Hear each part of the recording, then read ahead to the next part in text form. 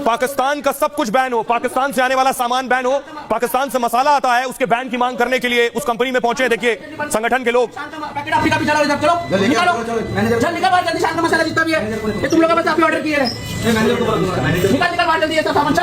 पाकिस्तान पाकिस्तान पाकिस्तान का मसाला हिंदुस्तान में नहीं चलेगा, नहीं चलेगा, नहीं चलेगा। तुम लोग पाकिस्तान मुर्दाबाद बोलते हैं, लेकिन यहाँ पे तुम लोग चार मसाला सामान भारत में है, भारत आ रहा है, पाकिस्तानी वस्तुएं उन पर बैन लगाया जाए, ये मांग हो रही है। दूसरी तस्वीर में दिखाऊं, भारत ने एक्शन शुरू किया, पाकिस्तानी रक्षा मंत्री का अकाउंट भारत में बैन कर दिया गया। ख्वाजा आसफ का अकाउंट आप देख रहे हैं, पाकिस्तानी रक्षा मंत्री जो रोज नया शिगुफा छोड़ रहे थे, रोज नई धमकी दे रहे थे, उनका अकाउंट बंद कर दिया गया है। दूसरी तरफ प्रधानमंत्री नरेंद्र मोदी ने बड़ी बैठक ली है और जो जानकारी निकलकर सामने आ रही है वो आपको दिखाऊं कि खुद इस बैठक में एनएसए अजीत डोभाल मौजूद थे, सीडीएस मौजूद थे, रक्षा मंत्री राजनाथ सिंह मौजूद थे, सेनाओं के प्रमुख मौजूद थे। और इस बड़ी बैठक में, लंबी बैठक चली है, ये अजीत डोभाल साहब को आप देख रहे हैं, नेवी चीफ, आर्मी चीफ और एयर चीफ सभी मौजूद थे। उनकी मौजूदगी में प्रधानमंत्री मोदी ने सेना को फ्री हैंड दे दिया है, फ्री हैंड। हमारे पास समय सीमित है, लक्ष्य बड़े हैं। पाकिस्तान में आज की रात शाहबाज और मुनीर के लिए बड़ी भारी होने वाली है,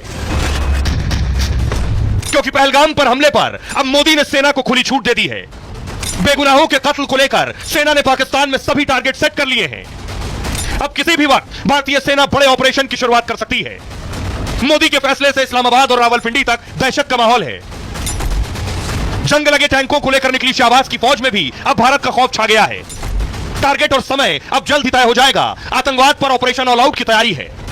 तो प्रधानमंत्री नरेंद्र मोदी ने कहा है वक्त कम है और टारगेट बड़ा है, और इसलिए खबर यह है कि पाकिस्तान के नेता, पाकिस्तान के आर्मी के अफसर अपने परिवारों को पाकिस्तान से भगा रहे हैं। दो बड़े लोग पाकिस्तान के जिन्होंने और जिनके परिवारों ने पाकिस्तान छोड़ दिया है। देखिए सर, भारत के एक्शन के डर से पाकिस्तान में खलबली मची। आतंकी और सेना को भारत के हमले का खौफ है। पाकिस्तान के दिग्गज नेता भी हमले की आशंका से डरे हुए हैं। खबर है कि आर्मी चीफ मुनीर ने परिवार के साथ पहले पाकिस्तान छोड़ा।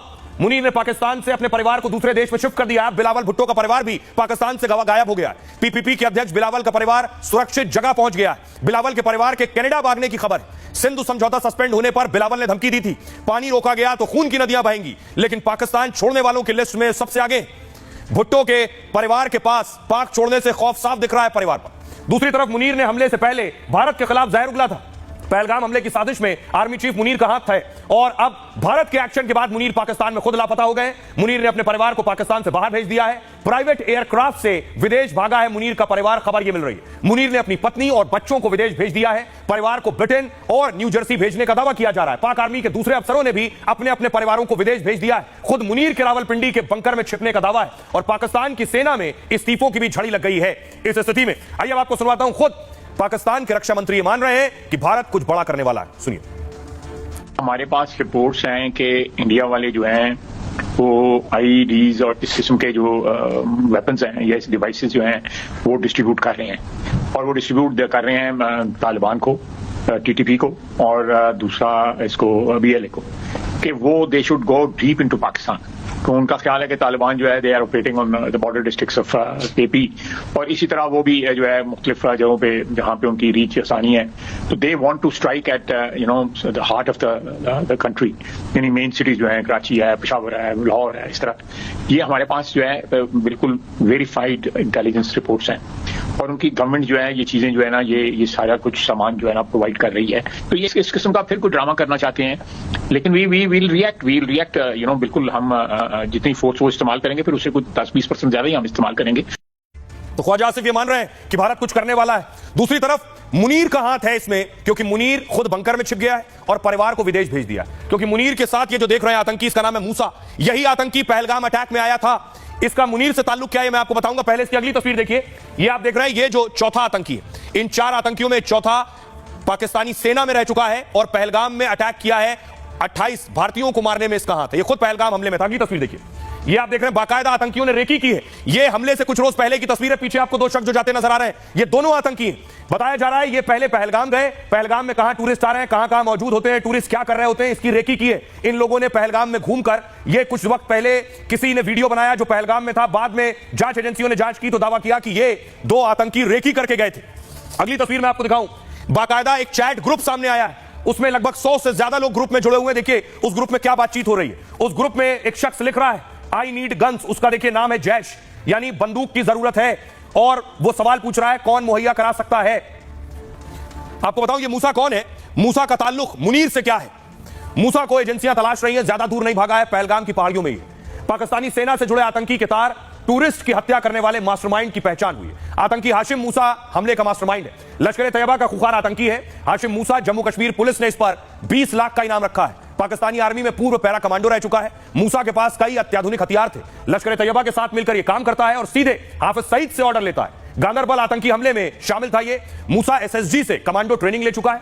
अत्याधुनिक हथियारों, नेविगेशन सिस्टम चलाने में बहुत माहिर है और इस वजह से उसको ट्रैक करना बहुत मुश्किल है। मूसा को पाकिस्तानी सेना और आईएसआई से पूरी मदद मिलती है। पाक सेना में आसिफ फौजी के नाम से जाना जाता है और पाकिस्तानी सेना से ही अत्याधुनिक हथियार चलाने की ट्रेनिंग मिली है। एसएसजी से ट्रेनिंग लेकर लश्कर तैयबा में सक्रिय हो गया। मूसा को जम्मू कश्मीर में बड़े हमले का निर्देश मिला। निर्देश मिलने के बाद मूसा ने पहलगाम हमले की साजिश रची है। अब आपको सुनवाता हूं खुद संयुक्त राष्ट्र में, यूनाइटेड नेशंस में भारत ने पाकिस्तान को आतंकवाद पर आईना दिखाया है कि यह आतंकी हमला भी तुम्हारे जरिए किया गया और भारत के खिलाफ जो भी आतंकी साजिश होती है उसमें पाकिस्तान शामिल होता है। The whole world has heard Pakistan's Defense Minister Khwaja Asif admitting and confessing. पूरी दुनिया के सामने पाकिस्तान के रक्षा मंत्री ख्वाजा आसिफ के आतंकवादी संगठनों को समर्थन, फंडिंग और प्रशिक्षण देने के इतिहास को स्वीकार किया है। इस स्वीकार्यता से किसी को आश्चर्य नहीं हुआ। ये पाकिस्तान को एक दुष्ट राष्ट्र के रूप में प्रस्तुत करता है जो वैश्विक स्तर पर आतंकवाद को बढ़ावा दे रहा है और क्षेत्र में अस्थिरता पैदा कर रहा है। दुनिया इस सच्चाई से मुंह नहीं मोड़ सकती। अब आइए आपको बताऊं, प्रधानमंत्री नरेंद्र मोदी को इस बारे में पूरी जानकारी है। पीएम मोदी लगातार बैठकों पर बैठक ले रहे हैं क्योंकि भारत ने बड़ी तैयारी कर ली है। भारत को पता चल गया है कि इसमें पाकिस्तान का बड़ा हाथ है। देखिए प्रधानमंत्री नरेंद्र मोदी ने जो आज बैठक की उसकी तस्वीर आप देख रहे हैं। बीच में प्रधानमंत्री नरेंद्र मोदी, उनके राइट हैंड साइड आपको रक्षा मंत्री राजनाथ सिंह दिख रहे हैं। उनके ठीक बगल में chief defence of staff general Anil Chauhan दिख रहे हैं। उनके सीडीएस के बगल में सेना प्रमुख जनरल उपेंद्र द्विवेदी बैठे हैं। दूसरी तरफ देखिए पीएम के लेफ्ट साइड में एनएसए अजीत डोभाल, उनके बगल में नौसेना प्रमुख एडमिरल दिनेश के त्रिपाठी और उनके ठीक बगल में वायुसेना प्रमुख air chief marshal AP Singh हैं। यानी तीनों सेनाओं के प्रमुख के साथ प्रधानमंत्री ने बैठक की। आइए अब आपको बताऊं इस बैठक में क्या निकल कर आया, पीएम ने क्या कहा और आगे की तैयारी क्या है। यह वो बैठक है। पहलगाम हमले को लेकर ताबड़तोड़ मीटिंग्स हो रही है। पीएम आवास पर हाई लेवल बैठक हुई है। 24 घंटे के अंदर दूसरी बार पीएम से मिलने खुद रक्षा मंत्री राजनाथ सिंह पहुंचे। बैठक में तीनों सेना प्रमुख मौजूद थे। सीडीएस अनिल चौहान इस बैठक में मौजूद रहे। एनएसए अजीत डोभाल बैठक में थे और करीब 1.5 घंटे तक यह बड़ी बैठक चली है। पीएम मोदी ने इस बैठक में सेना को खुली छूट दी है। पीएम मोदी ने कहा समय और टारगेट अब सेना तय करेगी। जवाब कैसा होगा यह सेना को तय करना है। समय, तरीका और लक्ष्य सेना तय करे। बैठक में पीएम ने सेना पर पूरा भरोसा जताया। आतंक को जवाब देना राष्ट्रीय संकल्प है। कल रक्षा मंत्री राजनाथ सिंह ने 40 मिनट तक पीएम मोदी से मुलाकात की थी। राजनाथ सिंह ने पीएम मोदी से कहा सेना का जोश हाई है, किसी भी एक्शन के लिए सेना तैयार है। तीनों सेनाएं हर मोर्चे पर मजबूत हैं। कल पीएम की अध्यक्षता में बड़ी बैठक और होनी है। पहलगाम हमले को लेकर कल फिर सीसीएस की बैठक होगी, यानी कैबिनेट कमेटी ऑन सिक्योरिटी। हमले के बाद सीसीएस की दूसरी बड़ी बैठक है। सोचिए सीसीएस जब बैठक करती है तो बड़े फैसले लेती है। बैठक में बड़े सैन्य और कूटनीतिक फैसले लिए जा सकते हैं। कल मोदी कैबिनेट बैठक सुबह 11 बजे होगी। प्रधानमंत्री मोदी खुद बैठक की अध्यक्षता करेंगे। पहलगाम हमले के बाद यह पहली कैबिनेट बैठक है। सीसीएस की बैठक के बाद सीसीपीए की बैठक होगी और राजनीतिक मामलों की कैबिनेट समिति की बैठक है। ये कल दिन भर बड़ी बैठकों का दौर चलता रहेगा। आइए अब आपको सुनवाता हूं, सुनिए जरा। पीएम मोदी ने सेना को खुली छूट दे दी है। साफ कह दिया है सेना तय करेगी कैसे जवाब देना है और कब देना है। सुनिए एकनाथ शिंदे क्या कह रहे हैं और इंद्रेश कुमार क्या कह रहे हैं। ये मोदी जी इनको छोड़ेंगे नहीं, इसका बदला लेंगे, करारा जवाब देंगे और निश्चित रूप से इसके बाद पाकिस्तान और आतंकवादियों को हमला करने की हिम्मत ना हो, ऐसी सबक देश के प्रधानमंत्री सिखाएंगे, पाकिस्तान का नामो निशान मिटाएंगे। आज पाकिस्तान ऐसे कगार पर खड़ा है कि सिंध, बलूच, पख्तूनिस्तान, पीओजे के और पंजाबी पाकिस्तान उससे आज़ादी मांग रहे हैं। पीओजे के स्वात घाटी वगैरह बामियान ये हिंदुस्तान चाहते हैं, बाकी आज़ादी चाहते हैं। तो पाकिस्तान स्वयं टूटने के कगार पर खड़ा है। उसको लगता है हिंदुस्तान के खिलाफ नफरत पैदा करके वो अपने बिखराव को बचा लेंगे, जो शायद उनके लिए संभव नहीं है।